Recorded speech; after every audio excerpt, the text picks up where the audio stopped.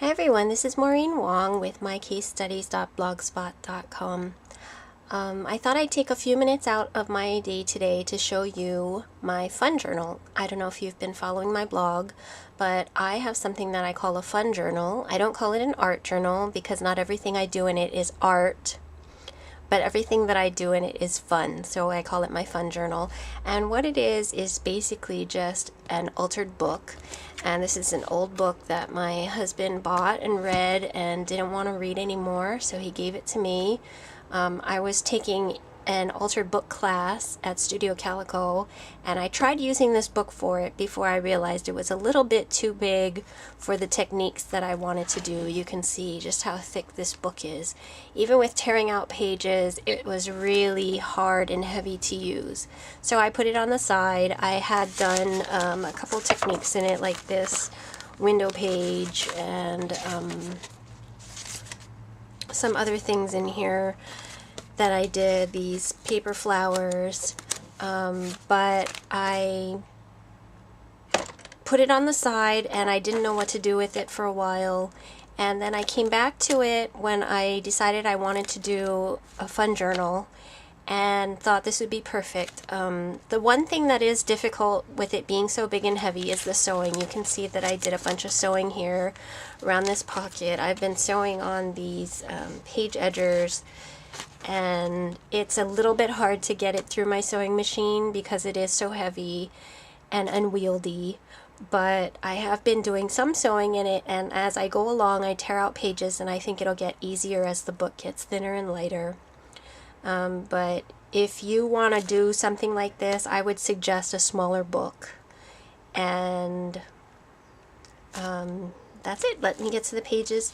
Basically what you do is you just pick a spread that you want to work on, and first thing you can do is either gesso over it if you want to cover up the pages, or you can just leave them. Here I did a combination. I gessoed over the entire side of this page, but this page I just gessoed over part of it where I knew I wanted to stamp my image.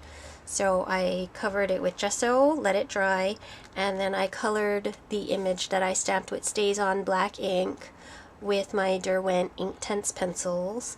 On this side I stamped Take Life at a Time, and the 1 cup are alpha stickers, and I did a little bit of embossing modeling paste with a stencil here and here, and then I stamped all these coffee rings with StazOn ink, and then the coffee beans I did with Brown Brilliance ink. So that's Take Life 1 cup at a time. Oh, and this image is from Stampin' Bella. And then this one is Perfection is Overrated. Let me move my book into this shot a little bit better. And these are letter stickers here, and these are chipboard thickers, and the reason why I sew them down is because a lot of times thickers and other kinds of stickers can lose their stickiness over time, and I don't want these falling out of my book, so I actually did sew over them. These little hearts I punched out from pattern paper and stapled them on with the Tim Holtz Tiny Attacher. This is a Prima Doll stamp, and her dress is paper pieced. And then the rest of her is watercolored with Inktense pencils. I added a few sequins on her crown. I don't remember where this leaf die cut is from. And then I did some modeling paste over that with the Harlequin stencil. And of course, when I finish my pages, I do date them with a little roller date stamp. This is just the kind you can get from the office supply store. And I do that with the black StazOn ink. This layout I actually showed on my blog with this little pop-up element. Now you can actually see the pop-up element in action. And basically what I did was just gesso over both pages. I spritzed it with some gold Memories Mist. These stamps are from Neat and Tangled, and I did modeling paste, and these wings were die cut from book page glued onto cardstock for a little bit more weight with a Sizzix die. And this one I also showed on my blog. It was gessoed over. This stamp is from Your Next Stamp, and she was colored with Inktense pencils. This tree was cut out from pattern paper, as was the photo frame. These are some chipboard letters I had painted with gesso first. They were pink and green, so I colored them with gesso first, and then I colored them over with gold paint. And this Merry Christmas border is also from the paper, and then I added a little bit of gems. This one says, be who you are and say what you feel, because those who mind don't matter and those who matter don't mind. And I have these two images from Stamping Bella, and these two are from CC Designs, and I just picked a bunch of little girl images that I thought kind of capture the spirit of this quote. These are all colored with Derwent Inktense pencils, and I added some modeling paste. The background was done with I believe 2 different shades of pink acrylic paint, and then I went over the quotes, I outlined them and smudged them, and those are done with Faber-Castell Pitt Artist pens. One thing I wanted to point out is, I don't know if you've noticed, there's a trend here that all my girls have black hair, and I have black hair, and so I decided for my journal, because I wanted it to be representative of myself, that I decided that I was going to color all my girls with black hair. So if I ever do one with brown hair, then that'll be different, but for some reason I just want them to all have black hair right now, so that's what I've been doing. I also shared this on my blog. This is another Your Next Stamp image, and this is a handwritten sentiment that I did, first in pencil, and then I went over it in pen. One thing to note is that I did gesso over the pages first.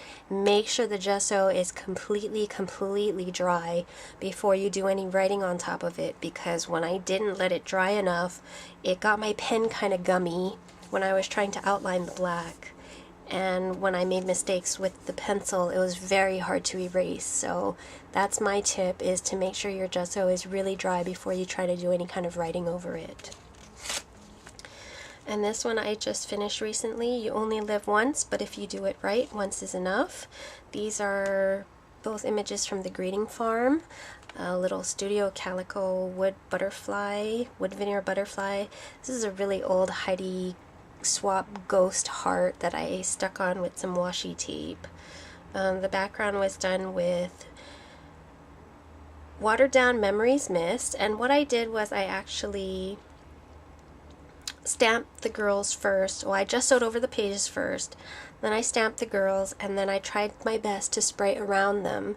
But they did get a little sprayed with the purple and blue inks, but that's okay, because when I went over it with my Inktense pencils, excuse me, you can barely see. There's a little bit of blue in her legs and her face, but you can barely see it, and I don't think it detracts at all from the page, so that's what I did. And you might notice that I did a page edger here. All this is I cut pieces of 6x6 pattern paper into strips, folded them in half, stuck them over the pages, and sewed them down, and this helps to keep the pages all together.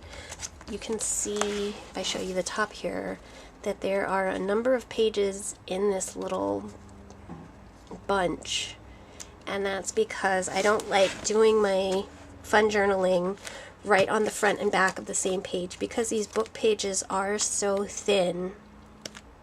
It tends to bleed through. Colors tend to seep into the spine, things like that, so I don't like to do back-to-back pages. So what I usually do is I'll leave a few pages in between and then stick the fun journal pages together once I actually do the spreads, and then that's how it's done. And I'll go through and rip out pages. You can see here all the pages that have been ripped out, and you can do those a couple of ways. You can just go ahead and rip them out before you start, just to reduce the bulk in the book. If you're going to be adding things to your book, it's going to get bulkier, so you should remove some of the pages. And you can do that right off the bat and go through your book and tear out pages. Or if you want, you can play on the pages, try some techniques out, and then rip them out when you're done. It's really up to you.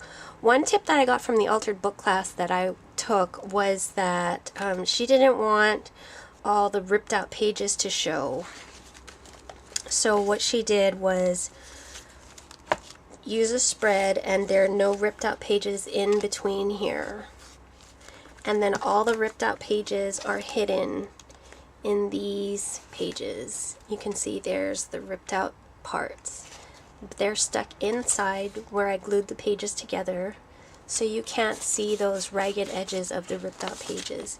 All you see is the nice seam of the book. And so that's one tip that I really liked from that class that I am carrying through in my books. I have another spread here, but I can't show you that. That's for a class that I just took that I'm going to be sharing later on my blog and on their website. That's the Scrapbook News and Review Art Studio classes. And I hope you enjoyed this look at my fun journal. If you have any questions, please leave a comment or email me. And thanks for watching. Bye.